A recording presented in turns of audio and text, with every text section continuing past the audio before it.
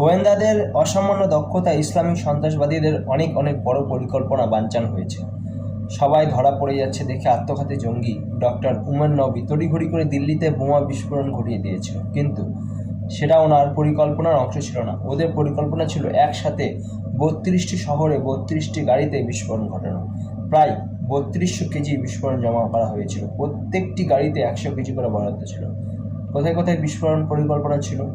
এদিকে অযোধ্যা, কাশী, মথুরা, হরিদ্বার, অপরদিকে দিল্লি ছাড়া গুরগাঁও, ফরিদাবাদ, নয়ডা, গাজিয়াবাদ, আরেক দিকে লখনৌ, ভোপাল, চণ্ডীগড়, জয়পুর, এরকম করে 32টা জায়গায়। কবে বিস্ফোরণের দিন নির্দিষ্ট করা হয়েছিল? 6ই ডিসেম্বর। কেন সেই দিনটি বেছে নেওয়া হয়েছিল? কারণ ওদের মতে ওরা বাবরি মসজিদ ধ্বংসের বদলা নিতে চেয়েছিল, তাই সেই দিনটিকে বেছে নেওয়া হয়েছিল।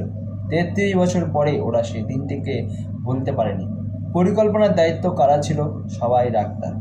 Doctor Adil, doctor Muzammil, doctor Shaheen, doctor Parvez, doctor Umar Nabi, doctor Sajjad Malik, doctor Ahmed, doctor Arif, এইসব এমবিবিএস, এমডি, গাইনোকোলজিস্ট, কার্ডিওলজি, এইসব ডাক্তারদের ব্রেন ওয়াশ করা হয়েছিল। কে করেছিল?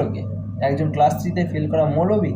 সুফিয়ানের বাসিন্দা মোক্তার ইরফান, একজন ক্লাস 3 ফেল মৌলবি, এইসব ব্রিলিয়ান্ট মুসলিম ছাত্রদের, মুসলিম ডাক্তারদের মানুষের রক্ত পিপাসু করে রাক্ষসে পরিণত করেছিল।